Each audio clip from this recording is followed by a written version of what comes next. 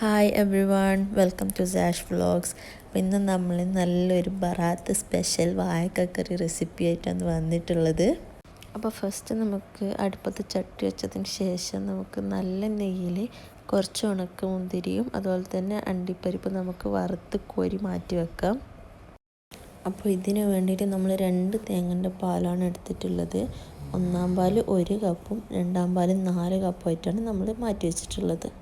നമ്മൾ വീട്ടിൽ നിന്ന് മാറി നിൽക്കുന്നവരാണെങ്കിൽ ഇത്തരത്തിലുള്ള കുഞ്ഞു കുഞ്ഞു ഒക്കേഷൻസ് വരുമ്പോൾ നമുക്ക് നമ്മുടെ വീട് വല്ലാതെ മിസ് ചെയ്യാം അല്ലേ.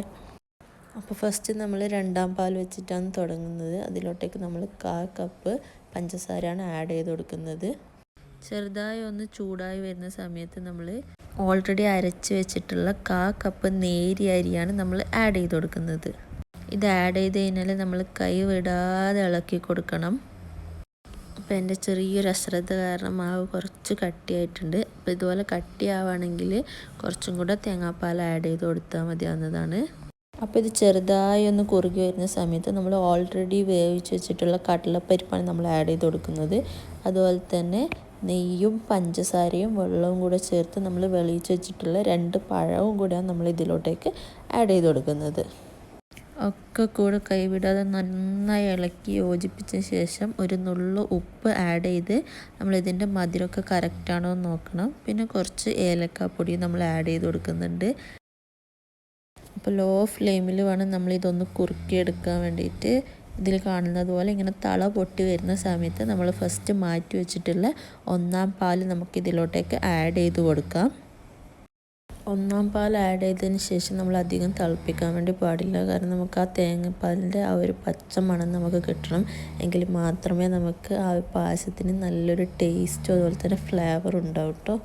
അതുകൊണ്ട് നമുക്ക് ജസ്റ്റ് 1 മിനിറ്റ് മാത്രം ലോ ഫ്ലെയിമിൽ വെക്കാം. അതുപോലെ തന്നെ ഇത് നന്നായി ഇളക്കി തേങ്ങാപ്പാൽ പായസത്തിനോട് നന്നായി മിക്സ് ആക്കി കൊടുക്കണം. അപ്പോൾ ഫൈനൽ സ്റ്റേജായിട്ട് നമുക്ക് കുറച്ച് വറുത്ത ഉള്ളിയും അതുപോലെ തന്നെ നമ്മൾ ഫസ്റ്റ് വറുത്ത് കോരി വെച്ച അണ്ടിപ്പരിപ്പും മുന്തിരിയും കൂടെ നമുക്ക് ഇതിലോട്ടേക്ക് ആഡ് ചെയ്ത് കൊടുക്കാം.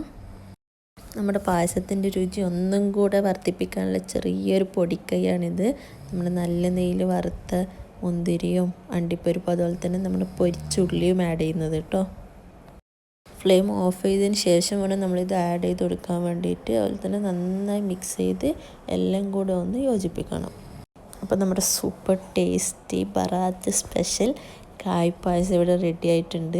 ഇതിന് നമ്മളവിടെ കായ്പായസം എന്നും പറയും, അതുപോലെ തന്നെ കാടിപ്പായസം എന്നും പറയും, അതുപോലെ തന്നെ വാഴക്കക്കറി എന്നും പറയും. അപ്പോൾ നിങ്ങളവിടെ ഇതിന് എന്താണെന്ന് പറയാമെന്നൊന്ന് കമൻറ്റ് ചെയ്യണേ. അതുപോലെ തന്നെ നിങ്ങളുടെ നാട്ടിലെ ബറാത്ത് സ്പെഷ്യൽ റെസിപ്പി എന്താണെന്നും കൂടെ കമൻറ്റ് ചെയ്യാൻ മറക്കല്ലേ. അപ്പോൾ എല്ലാവരും ട്രൈ ചെയ്ത് ഫീഡ്ബാക്ക് അറിയിക്കാൻ മറക്കരുത്. അടുത്തൊരു വീഡിയോ കാണുമ്പോഴേക്കും അസ്സലാമ ഫ്രം ഫാത്തിമ.